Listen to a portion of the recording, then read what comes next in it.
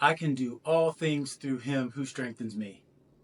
Isn't that a good motivational verse? Don't people like to use that verse all the time? You see this on billboards, you see this in football games, eye black, on the internet, everywhere. People say this verse.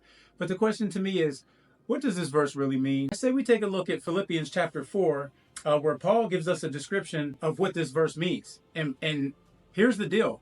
We need to put God's word into context. You can't just take this verse and say, hey, this is what I feel like it means because those are the words it's saying. That's the words it's saying, but the problem is this is a translation.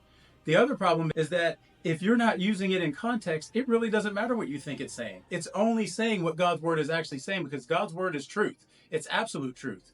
And you don't get to pull one verse out and try to make it say something else. So I'm going to start here in the second half of verse 11 in chapter 4 of Philippians.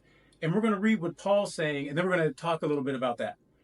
So Paul says here on the back end of this verse, "For I have learned in whatever situation I am to be content.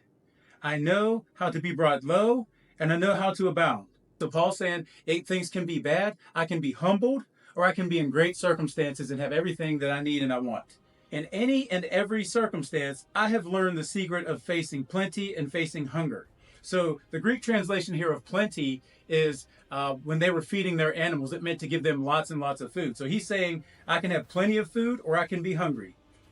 Then he also goes on to say abundance and in need. So he can have more than he needs or he can need. The point is he's getting to is then he goes into say, I can do all things through him who strengthens me.